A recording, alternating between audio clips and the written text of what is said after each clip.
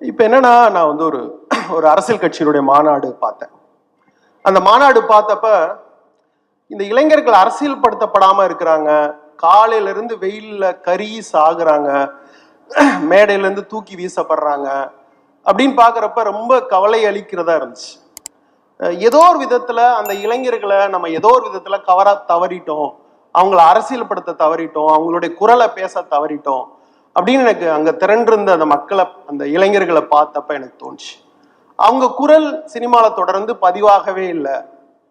அவங்க குரல்ல தாண்டி வேற வேற படங்கள் தமிழ்ல வந்துகிட்டே இருந்துச்சு, பேன் இண்டியா ஃபிலிம் அதுன்ட்டு.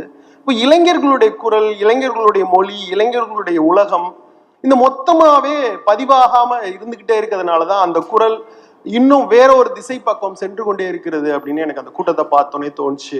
அவங்களுடைய குரல் பேச பண்ணும், அதுக்காக நான் ரொம்ப கவலைப்பட்டேன். ஆக்சுவலா அந்த குரல் பேச பண்ணும், அவங்களுடைய மனசு என்ன, அவங்களுடைய உலகம் என்ன, இதெல்லாம் பேச பண்ணும் அப்படின்னு என்ன தோணிக்கிட்டே இருந்துச்சு. ஈவன் கர்நாடகா பிளஸ் மலையாளம் ஃபிலிம்ஸ்ல கூட வந்து நிறைய யங்ஸ்டர்ஸ் வந்து அவங்களுடைய லாங்குவேஜ், அவங்களுடைய உலகம், அவங்களுடைய மொழி, அவங்களுடைய காதல், அவங்க எப்படி பேசிக்கிறாங்க இப்படின்னு அந்த உலகம் தொடர்ந்து பேசப்பட்டுக்கிட்டே இருந்துச்சு.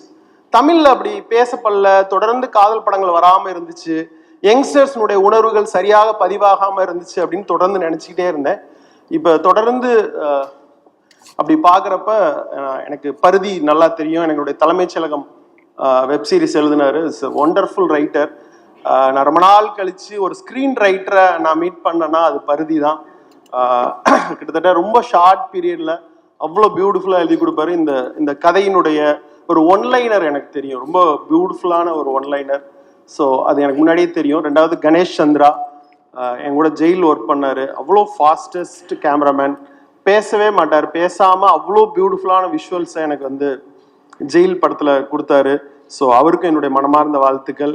நேர பார்த்தப்ப சொன்னார், ஒரு 12 நாள் ஷூட்டிங் முடிச்சுட்டு அஜய் வந்து ரொம்ப பிரமாதமாக பண்ணுறாப்புல அப்படின்னு அவர் வாயில இருந்து ஒரு 12 நாள் கழிச்சு ஒரு வார்த்தை வருதுங்கிறது ரொம்ப பெரிய விஷயம்.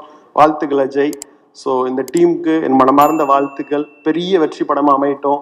பருதிக்கும் கணேஷுக்கும் அஜய்க்கும் ஒரு பெரிய துவக்கத்தை இந்த படம் ஏற்படுத்தி கொடுக்கணும். இந்த படத்தை தயாரிக்கிற விஜய் சாருக்கும் என்னுடைய மனமார்ந்த வாழ்த்துக்கள். நன்றி.